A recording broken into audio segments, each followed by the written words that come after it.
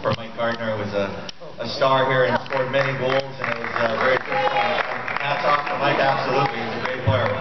And, you know, Neil Smith and Mike Gardner and coming in here after the trading deadline time. So, yeah, you didn't realize, you weren't told about the trade before the trade deadline. It was actually sometime after? Yeah, it ended at 3 o'clock Eastern time, and I was in Toronto at the time. At 5 o'clock I got a call from Cliff Fletcher saying good news, bad news, and the good news is that I was coming to New York and playing for my buddies. There was 7 or 8 of the guys, like Kevin Lowe, Esa Tikkinen, Buka Boom, Mark Mise, absolutely great guys. So the dressing room we knew was going to be great, and it was guys like Jay Wells that stepped up to the plate, played against him my whole career, but and that's the one thing that, like, you feared guys like Jay Wells, but thank God he was on our team this time, because we became brothers and we stuck it together, and Adam Graves is a great part of that team too, and he's here obviously. My hats off to Adam Graves, because I think he's not only the nicest guy in hockey, but the nicest guy in sports. Before we go old school, let's just talk about this current Ranger team. What's impressed you the most about this Ranger team, Glenn? Their ability to keep the games close and grind it out. Like you see here, you'll see the defensemen move up more in the play, and I think that's a great advantage that they have. They need those defensemen coming up and scoring those big goals for them, because with Hendrick in the net, you can always come back, because with a player that good, especially the way he's playing, he's always going to give you a chance to win the game. Look at that a little bit there. I haven't had a real great chance of watching the Rangers much this year. I was with the Barrie Colts up in the OHL hockey up in Canada, but in the last little bit, it takes a lot more than just your superstars to score the big goals. And like Andy says, a lot of guys have been chipping in. A lot of guys unexpectedly are chipping pucks in and playing unbelievable in the playoffs. And that's what it takes, a team effort. And that's what I see in this team. You guys have seen Coach Tortorella in action on the ice and off the ice. Anybody tune in for the press conferences? Right? Glenn, we've talked about this before, the similarities and the differences between Coach Tortorella and Coach Keenan. If you guys can both talk about that. Glenn, why don't you start? Well, I think Keenan would talk a little more in the press conferences, more so than Tortorella. The last one was a beauty. He just got up. I love that, though. It's like, if you got a question, ask him the question. Otherwise, it's turn the page and get on. Especially after a tough loss, you want to be able to turn the page right away and go on to the next game.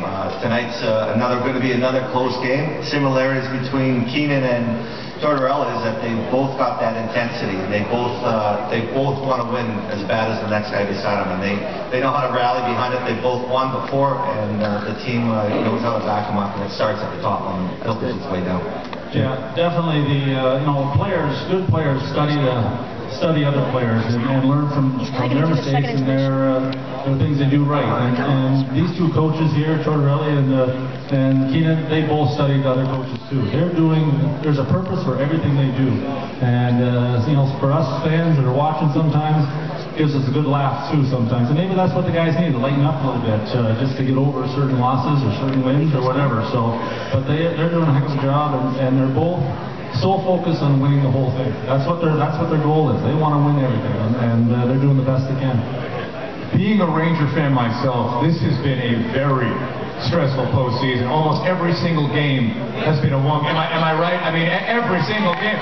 You just want a 2-goal lead one of these days, right? For you guys, how mentally exhausting is it as a player when game in and game out, it's always a 1-goal difference?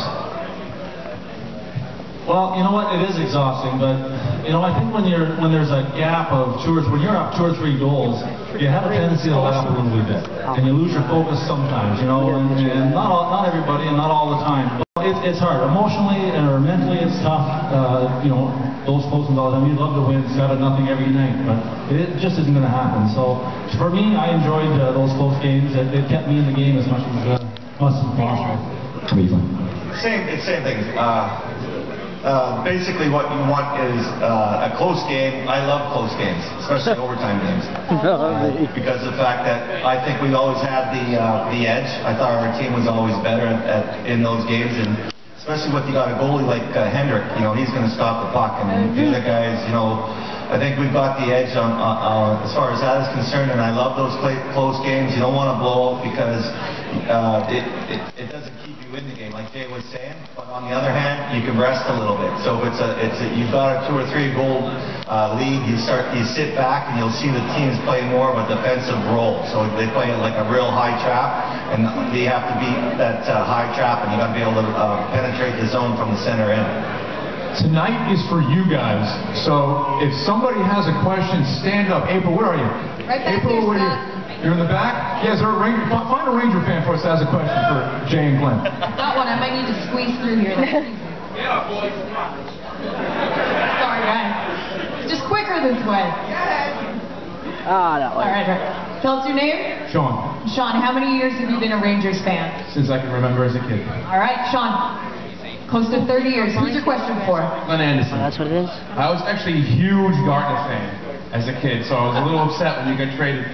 Oh, no, we got you, but sorry. I love Gardner. I love Gardner. Thanks for joining us. Security, if we can just move that gentleman to the free stage. Make your way back. The end was great. The end was great. I want to know, as being a guy that had 5 rings going into the Rangers, how was that locker room? Were you soft-spoken? Were you quiet? Did you, how do you do that?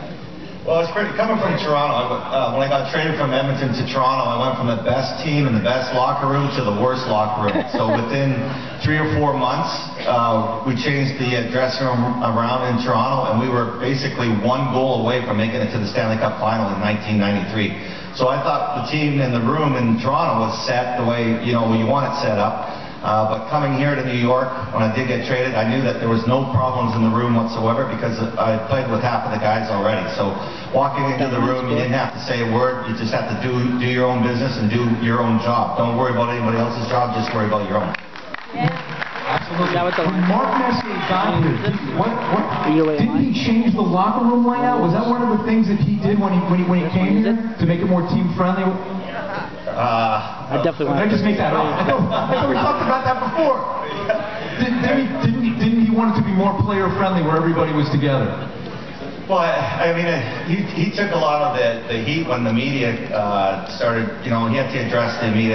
I call it outside noise. There's all kinds of outside noise that has to be addressed, whether it's doctor problems, dentist problems, family problems, whatever it might be that your team comes together. But once you cross the threshold of your dressing room, it's just the guys, and the guys know what their jobs are, and you don't have to worry about anything because they know already. We had a mature, older team with Keenan. Keenan knew that we had won with him in the Canada Cups and the World Championships before, so he understood. He had great leadership in Mark Messier, so there wasn't a lot to really change around when I got into the room. I think the big difference was the makeup of the team changed so much. And a lot of teams cannot win because you change over 50% of the makeup of the team. Okay, you know what? Can you guys help us give away some Ranger items? Real quick. Okay, the cards? Come on over here. Let's see. Got one for each of you. Yeah, so let's see if we can, should we do the rating, or are you guys good? Good. Here. Okay. Glasses. Here, I'll help you out here. So Jay, take the first one away. Go, Jeff. Joel? I think he's got 2 first names actually. Joel Aaron. Joel Aaron. Joel Aaron, are you here? Is that Joel Aaron? Come on up, buddy. Congratulations. And are you buddies with Erwin, by any chance? You're the captain. Nice to see you. I got it. Yeah, what do you win? You won a Rangers gift bag. Rangers gift bag. Congratulations. Thank you. It's right over there. Our next contest, I'm going to announce an autographed puck by Mike Rupp. Who? Ryan, great name, Ryan Zimmerman. Ryan Zimmerman from the Washington Nationals? Is here? Ryan Zimmerman. Go Mets. Aging Ryan Zimmerman. Right? Ryan Zimmerman? He's at the game. Well done. How about put my name Okay, in? one last thing before we get to the second period. Gentlemen, if you would please put these on and help me here. We do this at Madison Square Garden for Ranger home games. We did it for round 1, round 2. Everybody, of course, got a t-shirt, and with the help of these Ranger legends, we would like to create our very own ZIEGFELD Theater Blue Out. So for those of you that have Ranger jerseys on, God bless, keep them on. If you're not wearing blue, guys, please encourage. Tell them to put on their blue t-shirts. Please. Raise your hand if you blue jerseys. Raise your hand if you don't have a t-shirt. There's a ton of them. So that would mean everybody has a t-shirt. So fellas, ladies, put your t-shirts on and let's create a blue out for the second period and get things going. Let's get on the board, tie this one up, and take game 6. Everybody, a big thank you to Jay Wells. A big thank you to Glenn Anderson. Adam Graves coming up during the second intermission, so of course, stick around for that. Thanks so much. Includes a 52-goal campaign in 93-94. He's won the King Clancy Memorial Trophy for his altruism and tireless effort helping children and members of our community. He is the one and the only Mr. Adam Graves. So I want to get you guys, I want you guys to ask the questions for this one, but real quickly. And I know it's tough to talk about when you're in the heat of battle in the playoffs, but this is really in your wheelhouse. The future of this franchise is just tremendous. The future is so bright between the Kreiders and the Haglunds. And, you know, when you think about it, even the Mark Stalls of the world, they're still young players. Can you talk about the future of this franchise and these young players? Without question, and I say that because I'm smiling right now, but I was gritting my teeth for the last probably hour and a bit here. Much like everyone here, you know, you're on the edge of your seat. And I said that Game 7 against Ottawa, I said it is less fatiguing playing on the ice than it is watching the game. I mean, just your arms, everything's going, and by the end of the game, and I've said that, I sat during that 7th game against Ottawa, and I was absolutely exhausted at the end of the game, and I sat in the seat. I wasn't even skating. And again, games like this, you know, the ones where you put the other team away and the intensity and everything else, it's fantastic. But just to get back to the question, was the best part for us is all our young players are playing integral roles in our success. And you don't have to look any further than starting with our captain. His heart, his character, the way it's infectious, the way he approaches the game. Again, a draft pick, someone that spent time in Hartford. Brandon Dubinsky, who's hurt right now, a draft pick, spent time in Hartford, grown together. Mike Sauer, Mark Stahl, and for me, Mark Stahl, the previous 2 games to this, for me, was the best player on the ice, and it's the best hockey I've seen him play in a long time, if ever. I mean, he's completely come full circle, and his game is come back, and it's just fantastic when you add that to the mix of Ryan McDonough. He's only 22. Ryan McDonough is only 22 years old. Me too. Dan Girardi is the old guy of the group, I'm an old man, and I believe he's 27. Again, someone else that's gone through the Hartford system, through the program, the development camps. And for those of you who don't know, I know a lot of people, obviously, like myself, are on top of everything Ranger Blue. But after the draft, and for this year, it's going to be June 22nd. Right after the draft on the Sunday, which is the 24th, all the young players, drafted players from last year and this year, will come in to the training center. And they'll go through a whole workout regime. They'll come in, we do a tour around Manhattan. They get introduced to all the different things that is Ranger Blue. And then they go home and train all summer, and they come in for a rookie camp and that. And Anisimov, Del Zotto, I mean, the list goes on and on. Every one of these guys have gone through that program.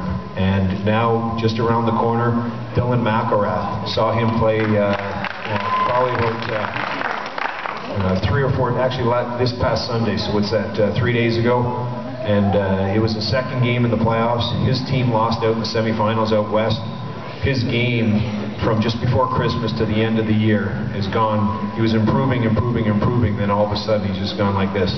He was getting a star every second or third game, and that's for a guy that isn't a point producer. He's 6'5", probably about 220 pounds. He's just growing into his body, hits like a truck, probably one of the toughest kids in Canadian junior hockey. And at the same time, just an unbelievable skater and an excellent player. Christian Thomas was in Hartford. Andrew Yogan was in